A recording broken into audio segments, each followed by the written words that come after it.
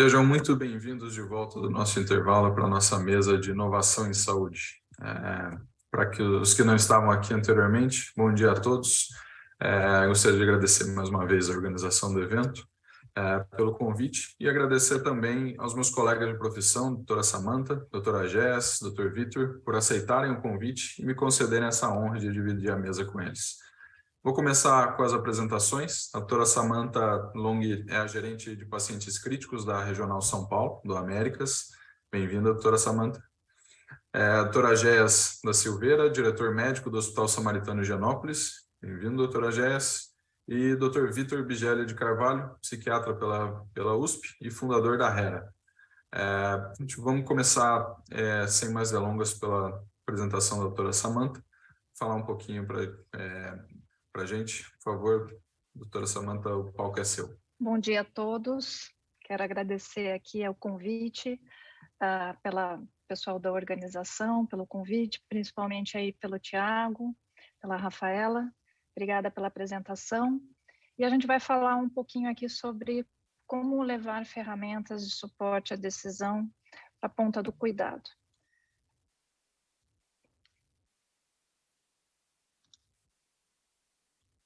E quando a gente fala um pouquinho sobre isso, a primeira coisa que vem na nossa cabeça é sobre tecnologia. E tecnologia, eu trouxe esse gráfico que ele é super interessante porque ele traz as principais tecnologias na saúde disruptivas que estão em voga, né? Então, como que a gente vê esse gráfico? A gente vê aqui que o pico, quanto mais alto aqui no gráfico, são aquelas que têm maiores expectativas, né? Super alta por todas as pessoas. Quando a gente vai andando na faixa horizontal do gráfico, a gente vê aquelas tecnologias que já estão começando na prática, aparecendo na prática clínica, e um pouquinho mais para frente aquilo que realmente vai ser integrado no nosso dia a dia. E uma outra análise desse gráfico são as cores. Então, a cor verde é aquela onde a gente tem um avanço muito grande dessa tecnologia, da realização, e a amarela é moderado, então o avanço está acontecendo, mas nem tanto, e o vermelho realmente tem vários impactos, várias dificuldades no avanço desenvolvimento dessa tecnologia.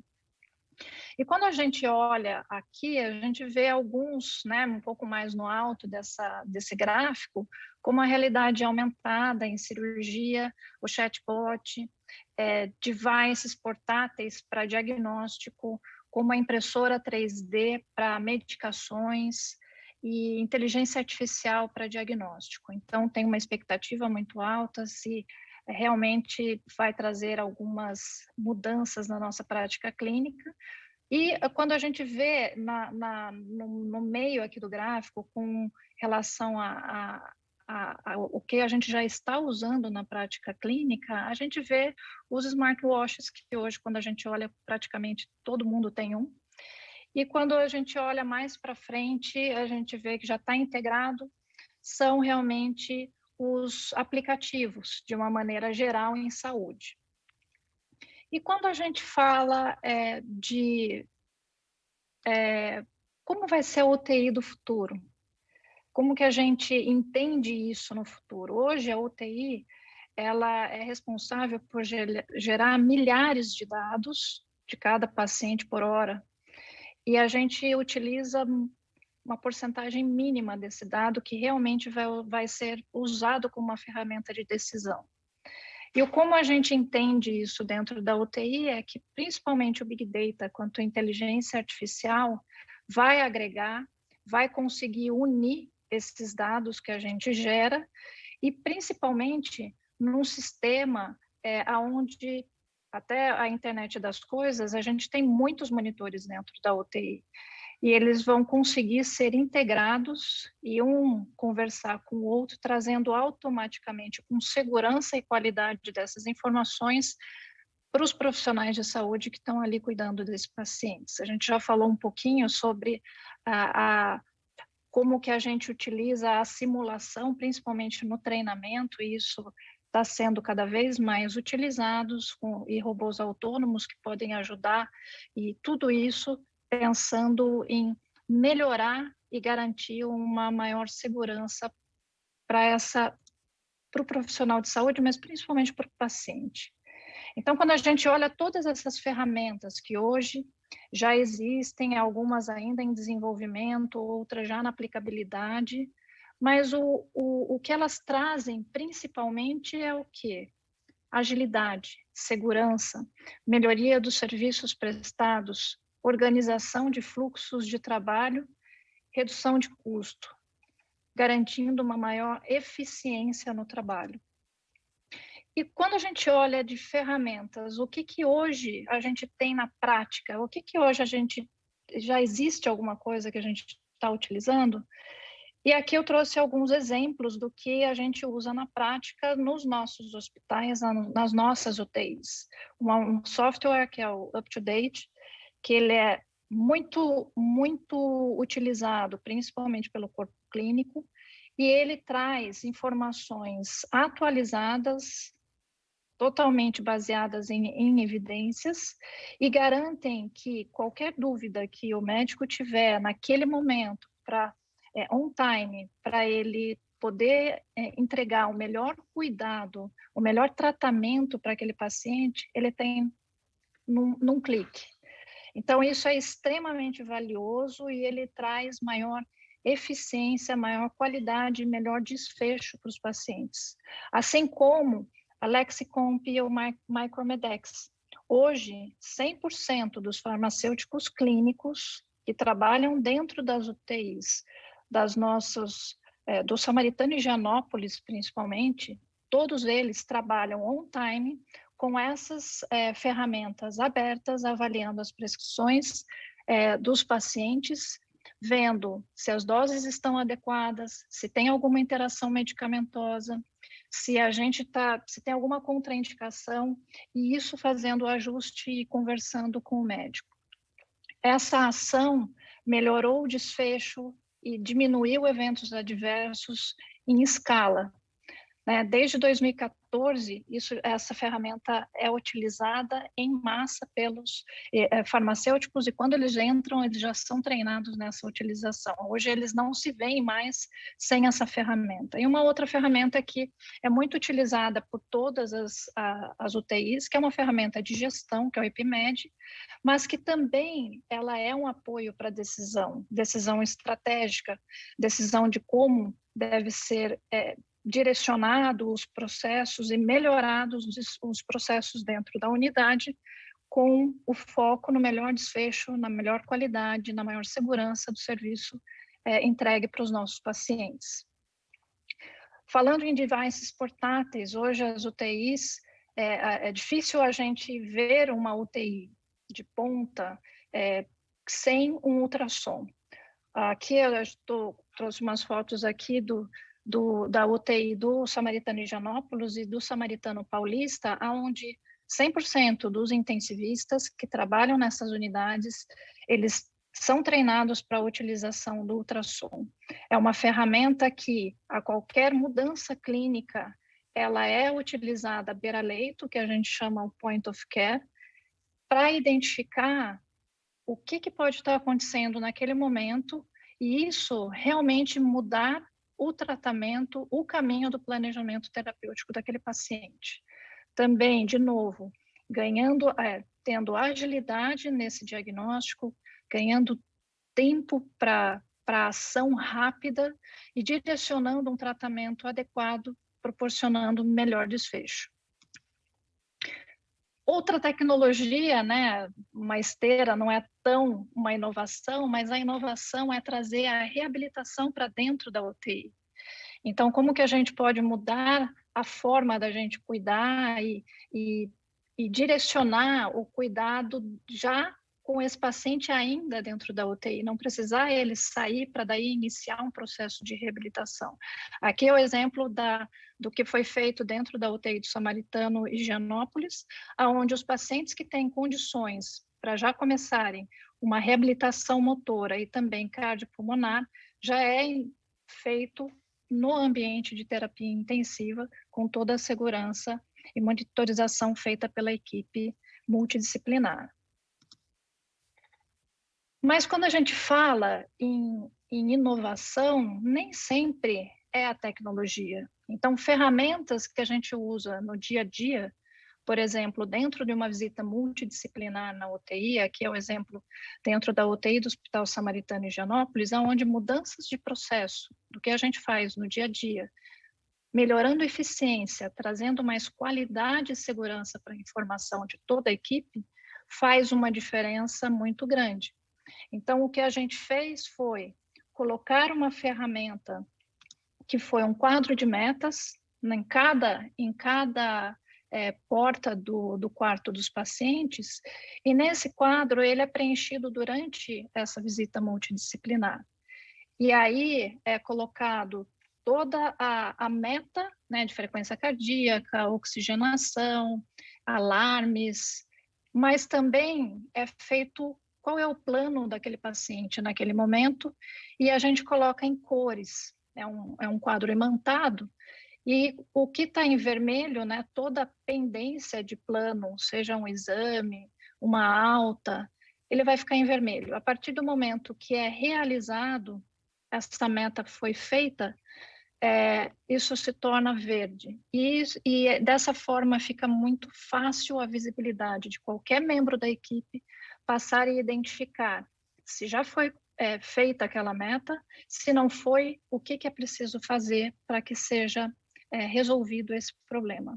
E uma outra inovação que a gente trouxe foi as cores com relação de atenção, que a gente vê os ímãs ali em cima do lado direito, que é um farol, né? O farol vermelho, que é o paciente extremamente grave, instável e que muda a condição do seu quadro clínico de uma hora para outra. O amarelo, que é um paciente grave, mas já um pouquinho numa condição um pouco mais compensada, e o verde é aquele paciente que está compensado e que possivelmente vai ter um planejamento de alta. Dessa forma, fica visível para a equipe que está cuidando desse paciente, também para os familiares, qual é o planejamento e como que deve ser programado o cuidado para esse paciente. Assim também, essa mesma classificação é utilizada em situações de desastre, por exemplo, pegou fogo e de que forma a gente vai evacuar, quem são os pacientes prioritários na evacuação, que são os pacientes verdes, depois o amarelo e depois o vermelho. Então, dessa forma, a gente ganhou muito mais eficiência e agilidade na nossa discussão, na nossa ação e cuidado dos pacientes e também com a participação da família. Portanto, a inovação tecnológica, ela tem um papel relevante no setor de saúde, especialmente nas UTIs, trazendo maior agilidade, segurança e eficiência para os profissionais de saúde, hospitais e ainda mais qualidade para os pacientes e familiares, agregando ainda mais valor para a entrega do cuidado, que é o motivo que a gente está aqui no Summit. É isso que eu queria falar e espero a gente debater aí no final. Muito obrigada mais uma vez. Entrego a fala aí para o Tiago. Obrigado, doutor. Parabéns mais uma vez. Acho que é importante mencionar, né, que inovação nem sempre, como você mostrou, nem sempre é 100% tecnológica, né? Esse quadro de metas da UTI é um excelente exemplo disso. Como vocês inovaram um processo e de forma rápida impactaram o resultado e desfecho do paciente positivamente, né? Integrou o paciente e a família no cuidado. Foi muito legal. Parabéns. Obrigada. Queria chamar agora à mesa a apresentação do Dr. Agés. Vai falar um pouquinho sobre o prontuário eletrônico e o burnout. Obrigado aí pelo convite, a comissão organizadora.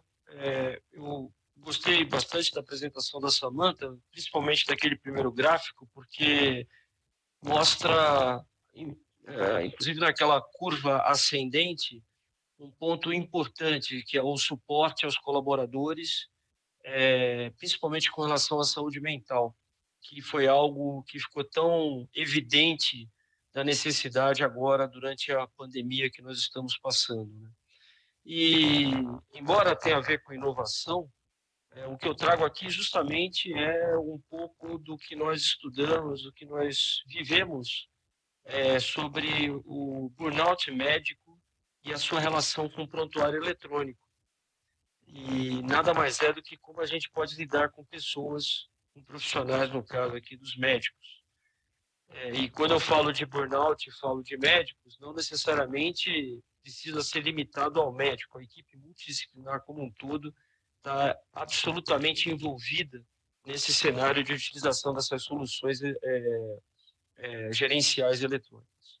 O burnout é uma síndrome relacionada à atividade profissional, que envolve o trabalho em si e o ambiente de trabalho.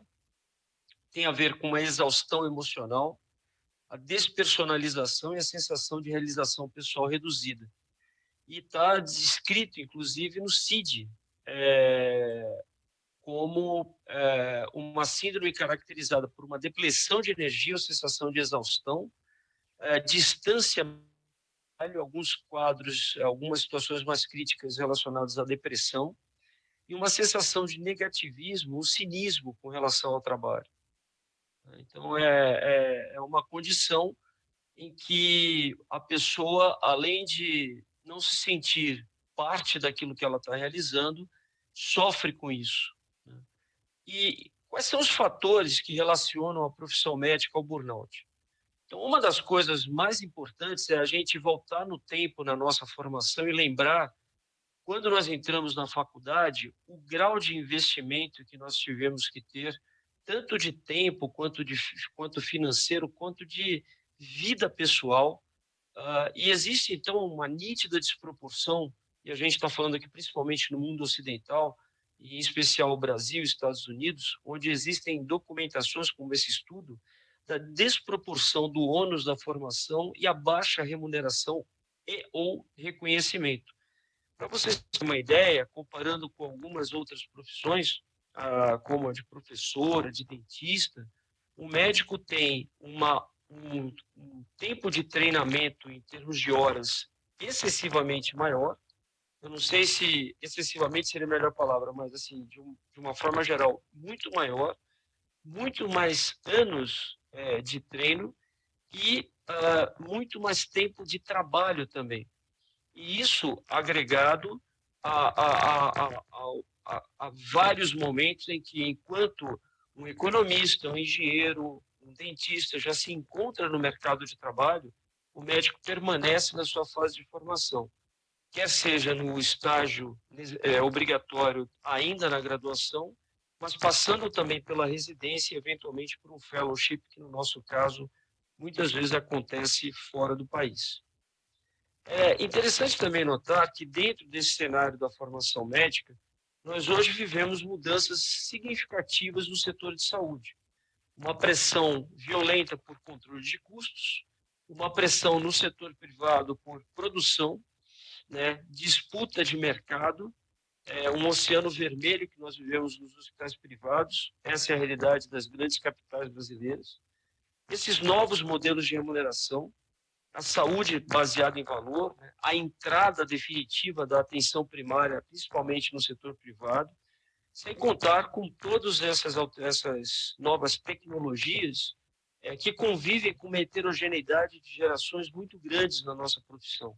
Nós temos, dentro de um corpo clínico de hospital, médicos jovens que estão absolutamente preparados, acostumados a lidar com sistemas de suporte à decisão, com tecnologia, com o prontuário eletrônico, e médicos mais antigos que têm uma enorme dificuldade de lidar com isso e, consequentemente, acaba se tornando um peso dia a dia na sua rotina.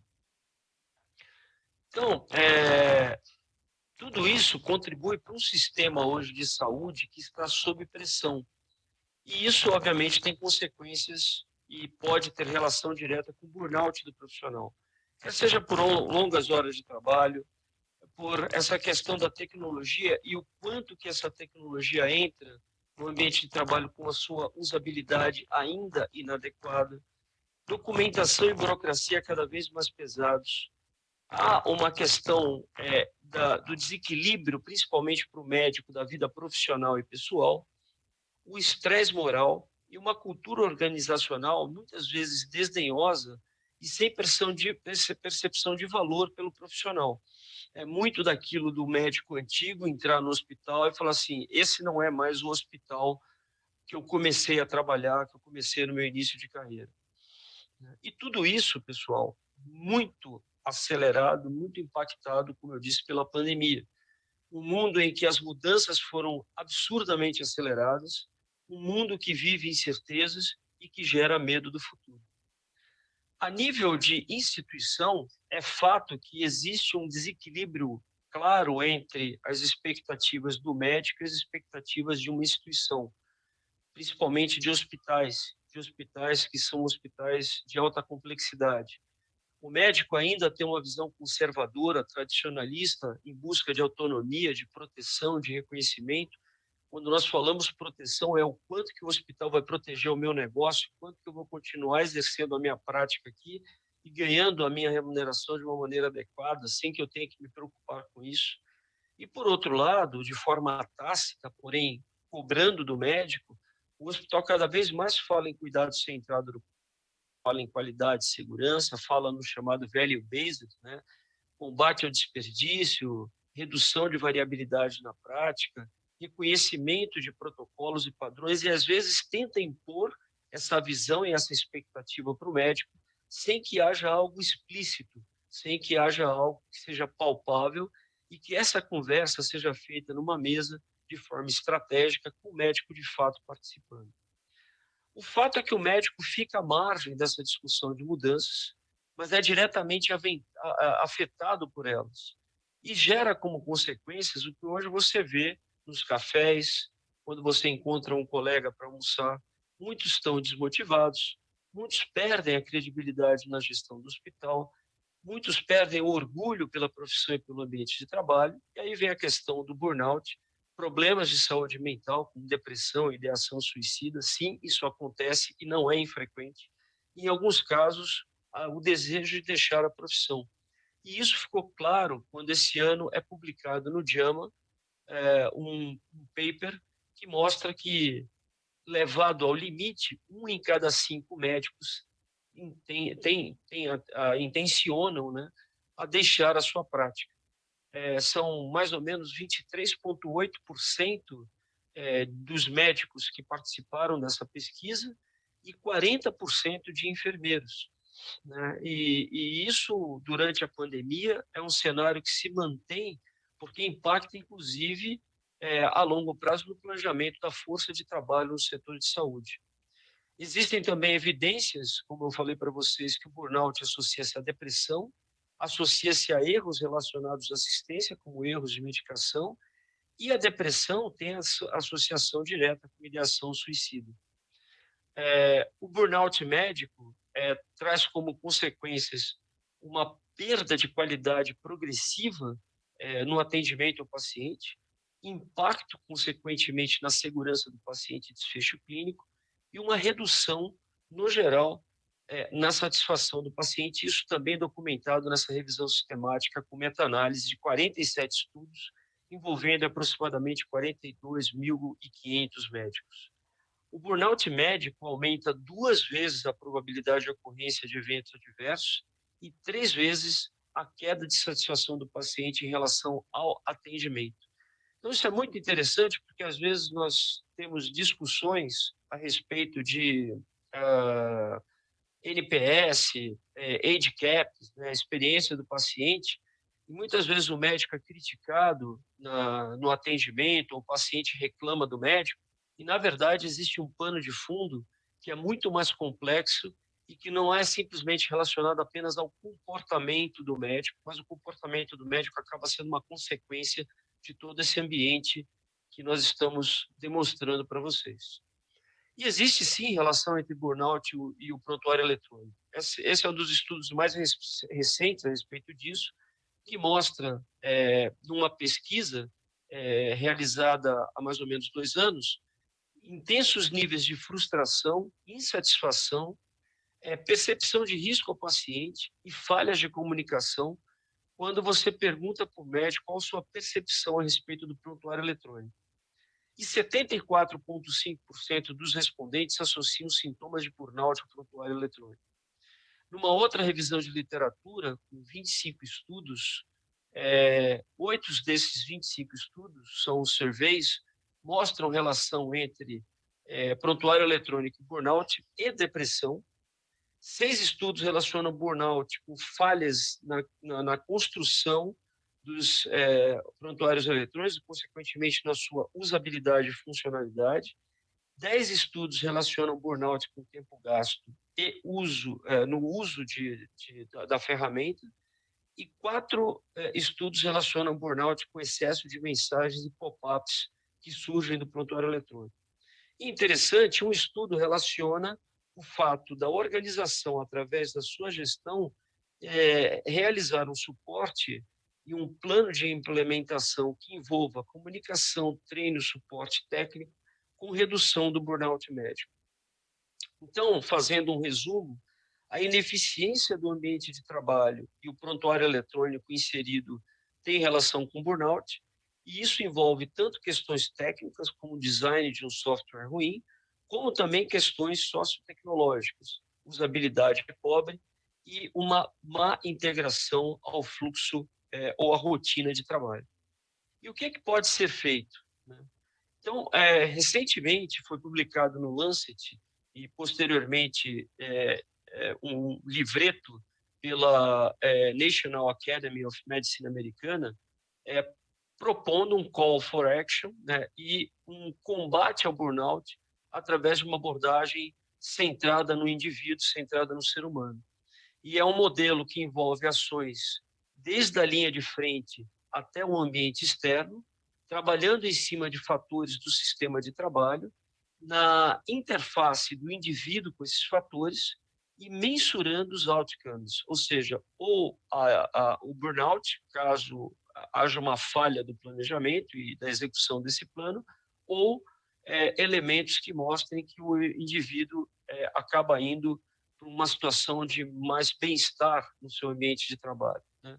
E essa consequência envolve não só equipe multidisciplinar e médicos inseridos, mas também pacientes e as organizações de saúde, bem como a sociedade como um todo. Então, nós chamamos a atenção, fazendo um resumo de um livro que tem mais de 300 páginas, de alguns aspectos, como o papel da liderança. Então, é importante que a liderança enxergue isso como algo problemático, uma quase que endemia, uma reorganização dos sistemas e que nós tenhamos, de fato, foco na segurança e na qualidade do cuidado, segurança do paciente na qualidade do cuidado.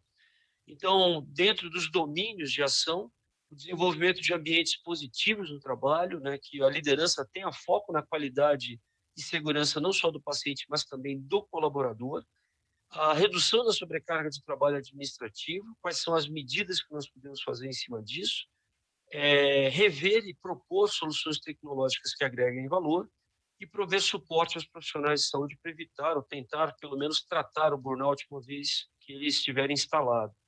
E investir em pesquisa e conhecimento para garantir o bem-estar profissional. E eu termino aqui a minha apresentação mostrando um último slide de um paper que saiu há uns 4 anos atrás na Harvard Business Review, com algumas dicas bem interessantes dos autores, inclusive um deles da Harvard, o Robert Watcher, falando sobre detalhes que são bem interessantes, especificamente para o prontuário eletrônico, né? Entre aspas, pintar o quadro clínico do paciente com atualizações frequentes, que esse prontuário eletrônico seja uma espécie de groupware, um facilitador da comunicação multidisciplinar, priorizando as informações e facilitando a comunicação entre a equipe, não dificultando. Interessante também apontar que o modelo atual, baseado em digitar, em clicar, deve ser substituído por interfaces de comando de voz, né, passando por cima do teclado, do mouse, mas comando de voz gestual, né, uma visualização interativa de dados que deve substituir a busca com inúmeros cliques com o mouse.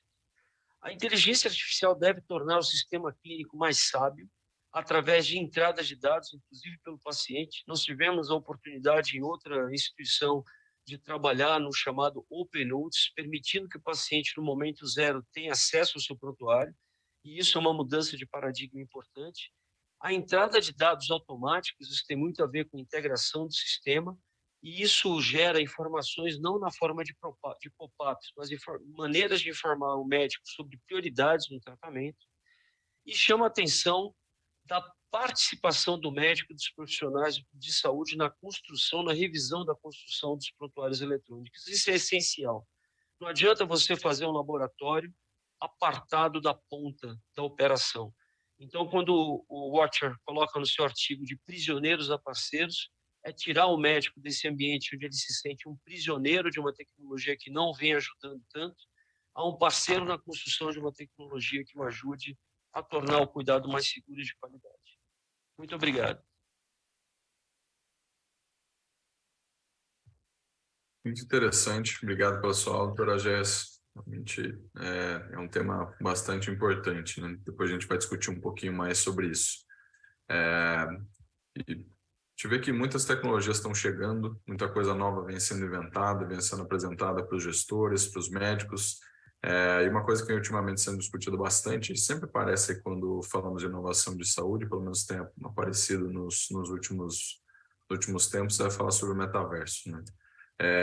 Vitor, eu queria passar a palavra para você e para que você pudesse discorrer um pouquinho sobre esse tema e o que a gente pode esperar ali do metaverso na saúde. A gente abre a mesa aqui falando um pouquinho sobre isso, depois eu tenho outras perguntas anotadas aqui para vocês. Bom, obrigado, Thiago, obrigado pelo convite. Essa questão do metaverso é extremamente nova, né? Acho que já foi, não sei se vocês lembram, mas já foi tentado algo semelhante no passado que chamava Second Life, né? Então, metaverso ele pega numa coisa paralela, seria um universo paralelo, né? Um mundo virtual que a gente pudesse simular a nossa realidade. O que que eu vejo de aplicação, para ir bem direto ao ponto, né? De aplicação do metaverso? Eu acho que ele pode ser uma ferramenta poderosa de educação, de ensino, do que a gente fala em psiquiatria ou psicologia, de simular situações, psicodramas, role plays, para que toda essa equipe aí multidisciplinar que a gente comentou, que eu vi na fala dos colegas, sejam treinadas não na situação real, praticamente real, né, mas numa realidade meta, né, que seria o metaverso. Em psiquiatria, sim, em saúde mental, o metaverso pode ser utilizado de diversas formas, só para dar uma pincelada, né? Uma das questões que a gente tem hoje é quadros de dificuldade de interação social, e hoje se fala muito nas habilidades socioemocionais, né? Nos soft skills, e como é que a gente pode desenvolver isso. Criando tecnologias e situações no metaverso, você pode ajudar as pessoas e os profissionais de saúde a desenvolverem essa habilidade. E não só os profissionais de saúde, mas simular situações, tanto para o paciente, que estimulem nele um engajamento, um cuidado proativo e preventivo na saúde dele, né? Então, são essas as iniciativas que estão correndo no metaverso, não só na psiquiatria, mas os dados do metaverso até agora têm sido um pouco decepcionantes, o que tem até trazido uma perda de valor para o Facebook. A gente não sabe até quando isso vai ocorrer, porque as pessoas vêm manifestando uma necessidade de soluções reais. Eu acho que a pandemia e o pós-pandêmico, ainda revivemos um resquício, né, dela, mas ele tem puxado as pessoas para a realidade. Então, a expectativa dos usuários do metaverso em geral, acho que não chegou a 30% do que o Facebook imaginava. Então, assim, está muito precoce o metaverso e tem até uma questão que é de infraestrutura em tecnologia. Quando a gente fala em nosso celular, não aparece, jogar aqui, para você ter uma estrutura de uma tecnologia de ponta, você tem que pensar no custo final dela também, enquanto você vai poder penetrar essa tecnologia. Então, hoje, o metaverso é uma tecnologia extremamente cara. Seria disponível para muito poucas pessoas. Então, essa é uma realidade que a gente tem que imaginar na hora até da construção de uma solução tecnológica ou para o hospital, ou para os players envolvidos, médicos, equipe de saúde e paciente, porque se o hardware não aguentar, ou se for caro, eu ganhei de presente, tá? Não é que eu pude comprar isso, mas é caro. Por sorte, ganhei de presente. Então, a gente tem que pensar no custo das tecnologias e na simplicidade de uso. Hoje, eu acho que o metaverso ele tem muita coisa para ser desenvolvida. O próprio jogo que o Facebook lançou tinha um monte de problemas assim de usabilidade. Então, pode acabar acontecendo, igual a Jess comentou, de provocar mais o estresse. E a gente não tem dados de quanto que, ainda não é claro, aí olhando como psiquiatra e médico, de quanto faz mal ou por quanto tempo faz bem a gente ficar muito numa realidade virtual, numa realidade paralela no metaverso. Vai ter que recolher dados e enxergar se isso de fato faz bem ou não. É isso que eu tenho para falar de metaverso em saúde mental e um ponto de vista mais geral.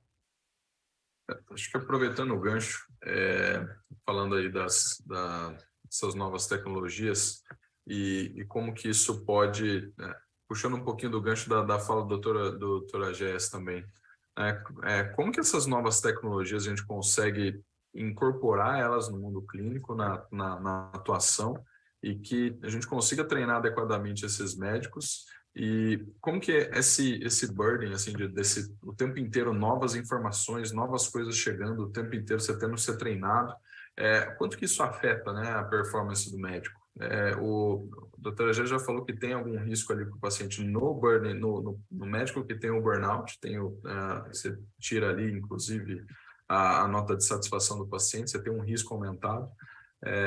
Mas em relação a essas novas tecnologias, qual que seria o risco ali, o trade-off de você implantar essas novas tecnologias ali no mundo clínico, na prática clínica? A gente tem a capacidade de absorver tudo com a mesma velocidade que está sendo trazido, com a mesma velocidade que está sendo criado?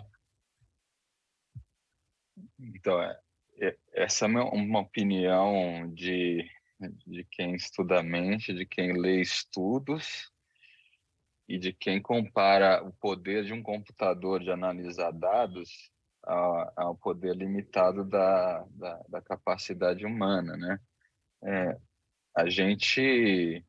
O nosso cérebro tem um limite até de fadiga. Ele não consegue manter a mesma consistência que a gente tem às 8 horas da manhã, a mesma consistência de coleta de dados. Ela varia ao longo do ciclo circadiano e ela varia por cansaço, por dias acumulados, etc. Isso é um tipo de coisa que a tecnologia poderia ajudar bastante. Por exemplo, o raciocínio médico, eu lembro das minhas aulas de propedêutica, não estou falando nem de psiquiatria, né? elas começavam, e acho que começam em qualquer área da medicina, ou se é num ambiente de UTI, ou se é num ambulatório de hospital, uma atenção primária de saúde, elas começam numa sequência de perguntas e respostas, que é uma anamnese clínica, né? Boa parte dessa anamnese, ao longo dos anos que eu venho estudando e do que se fala, a gente pode estender o tempo de consultório ou estender o cuidado médico com essas ferramentas de comunicação com o paciente. Então, perguntas que são roteiros, que às vezes, se a gente pular, a gente pode errar o diagnóstico, causar um dano para o paciente. O sistema, ele não pula, ele tem consistência. Vou dar um exemplo. Já tive casos aqui que passou um caso, foi bem emblemático para mim. Ele estava passando 3 anos num grande check-up aí na cidade de São Paulo. Ele chegou para mim por um cliente indireto, né, que ele já estava tendo um conflito ali no trabalho dele. Alterações de enzimas hepáticas, mas ele era encaminhado para o hepatologista. Ninguém perguntou nesses 3 anos, no check-up, se a pessoa bebia. Porque é outra coisa que ela tinha uma dependência de álcool e estava começando a ter lesões sérias hepáticas em consequência disso. Eu acho que a tecnologia, ela pode tirar, e ela tira, pela minha experiência, inclusive o viés social que existe na coleta de dados do médico e do paciente. Então, ela ajuda nisso. O paciente é mais sincero e o médico não fica constrangido também de perguntar. E não cansa, eu tenho respostas mais válidas e confiáveis, consistentes, escaláveis.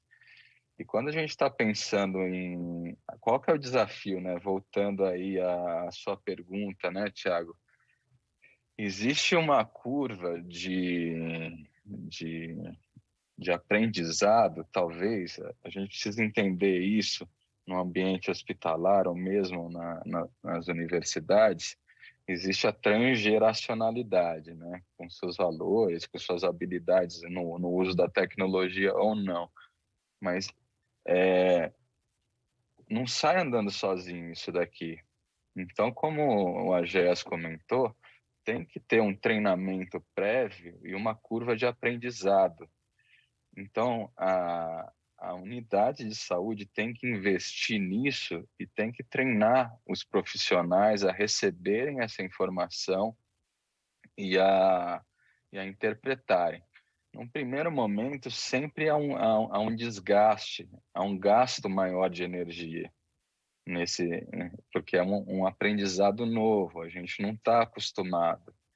Mas depois, se a gente levar para fora do consultório, ou para fora da mão do médico, do enfermeiro, do auxiliar de enfermagem, as perguntas que os pacientes podem responder por conta própria, isso já tiraria um peso de carga do médico ou de tomada de decisão muito grande, porque você já traz as respostas. E na medida em que você traz as respostas, você, com inteligência e alimento desse banco de dados, você começa a criar variáveis de possibilidades de decisão. E conforme você aumenta os dados, você vai aumentando a acurácia da tua predição, né, das tuas vias de decisão. Então, eventualmente, um médico que teria lá na ponta, e falando na ponta, talvez 10 variáveis para analisar, e depois e na 11ª hora do plantão dele, reduzir isso daí para 2 variáveis e de uma maneira mais simples e que dê segurança para ele, segurança inclusive técnica, científica, que vai dar segurança jurídica, isso alivia a decisão do médico. Não sei se cabe aqui eu dar outro exemplo concreto.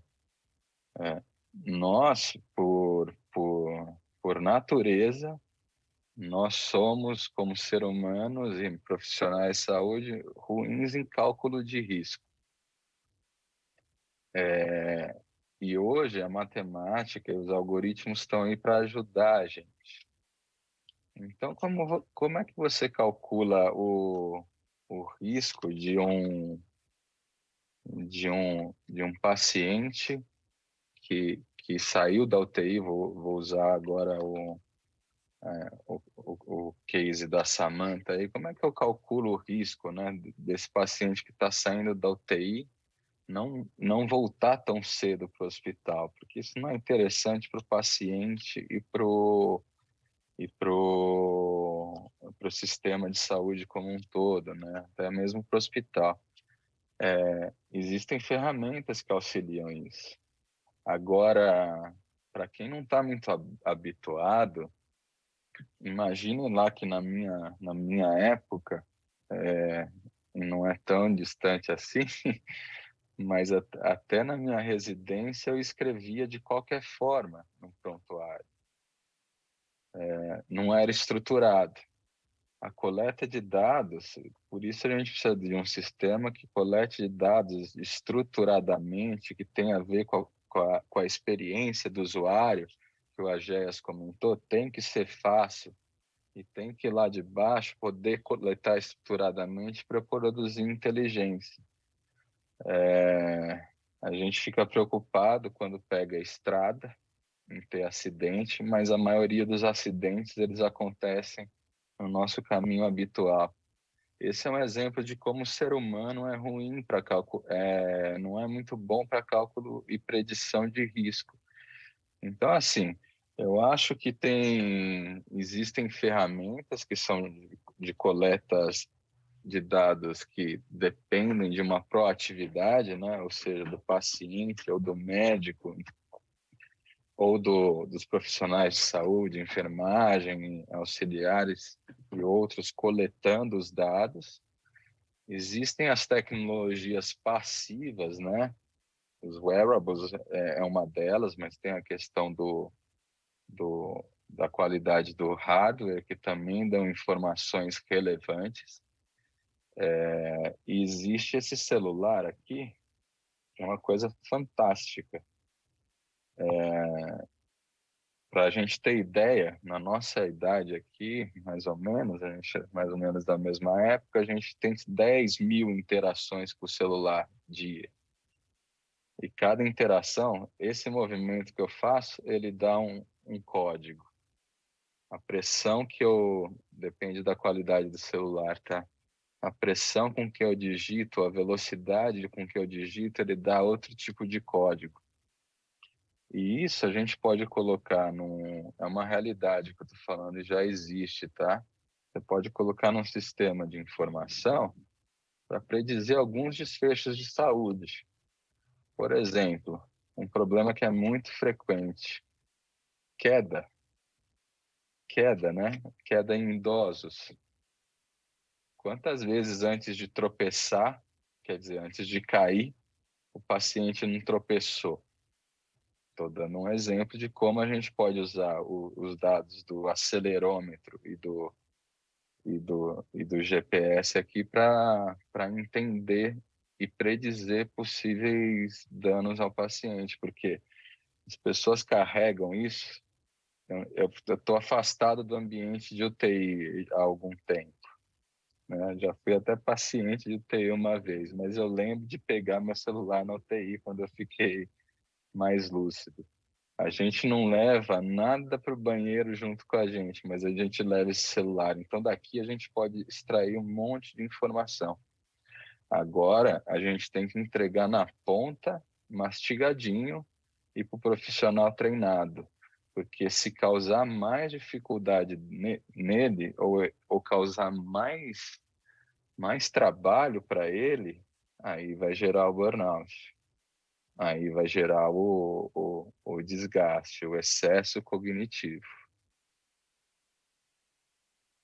Interessante o que você está falando, porque é uma das coisas do conceito de interoperabilidade também, da gente trazer muitos dados, né, para o paciente, do, de todos os lugares, né, seja do celular do paciente, seja os prontuários antigos, você simula basicamente aquela sacolinha, aquela sacola de exame que o paciente vinha no consultório e naquele monte de exame de 10 anos atrás, né, que você vai gastar, você não vai conseguir olhar tudo aquilo, né?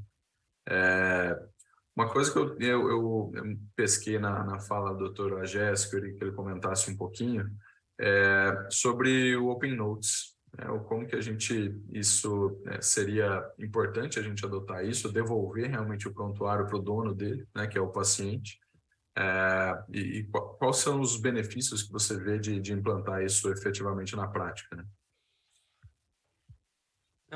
O Open Notes é uma mudança de paradigma, vai de totalmente contrário ao que a antiga medicina preconizava, que era aquela coisa mais confidencial e o paciente não ter acesso às informações. Mas, como você disse, o prontuário é do paciente, é um direito a dele, né, ter acesso às informações do seu tratamento. Depende muito da maturidade das instituições. É impossível você ver uma implementação de um programa desses de maneira uniforme em diferentes hospitais por conta do nível de maturidade, do nível até do propósito dessas instituições. Mas talvez o grande benefício que a gente tenha, Tiago, seja o paciente de forma ativa participar das tomadas de decisão do seu tratamento de uma maneira muito mais objetiva, efetiva e rápida, e também nos ajudar, nos auxiliar nas questões relacionadas à sua segurança e ações preventivas.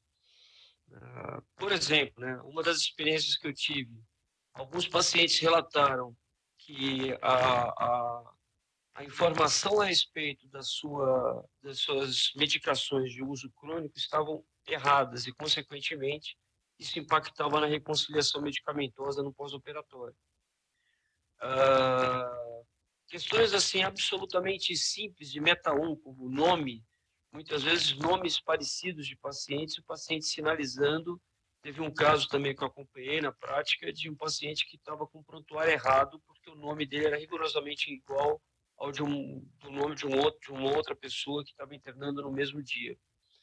Então, existem, obviamente, alguns riscos relacionados principalmente a questões financeiras, jurídicas, que precisam ser mitigados, e isso é uma curva de aprendizado, mas os ganhos com relação à tomada de decisão no tratamento, e principalmente ações preventivas e proativas de qualidade e segurança no atendimento do paciente, são muito grandes. Esse programa tem que ter uma implementação bastante trabalhada em etapas, né? Ele não pode ser implementado como um todo. Existem steps que precisam ser dados. O nível de aceitação e a comunicação, principalmente com os médicos do corpo clínico, é essencial. Não adianta você implementar e depois avisar o médico precisa fazer parte do desenho e da execução desse programa, porque o impacto na relação médico-paciente é sempre muito grande. Você imagina, eu estava conversando com a Samantha antes, você fazer uma cirurgia e no pós-operatório imediato você está com o paciente abrindo o prontuário e vendo o que você descreveu de procedimento cirúrgico, né? E ali, inclusive, as intercorrências que aconteceram durante a cirurgia. Então, há uma necessidade de você sempre pensar em situações complexas como essa, no impacto da relação médico-paciente e como que nós podemos mitigar esses riscos para que o processo seja o mais tranquilo e que traga realmente, agregue valor para o paciente, para o médico, para a instituição. Muito bom. Acho que um pouco disso aqui, de trazer o paciente para a ponta, de trazer o paciente para o centro do cuidado junto com o familiar, acho que eu queria ouvir um pouquinho, ver se a Samantha pudesse comentar um pouquinho também sobre o painel de metas, né, que ela colocou ali. Isso, de alguma maneira, é um pedacinho ali do prontuário do paciente que acaba sendo exposto ali na parede. Você acaba trazendo isso uma informação de forma controlada, né? Você está expondo aquilo de forma controlada, não é um open notes, como você me falou, mas houveram benefícios, né, de colocar isso.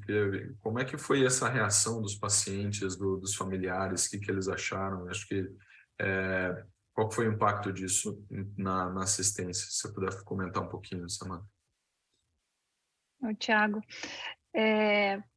como vocês falaram, a gente precisa treinar antes de colocar, mesmo para uma ferramenta simples como essa, que a gente já fala no dia a dia, mas não está exposto de uma maneira para todos ali. Então, a gente tinha que treinar a equipe multidisciplinar de o que precisa ser colocado ali. Não dá para colocar qualquer coisa, né?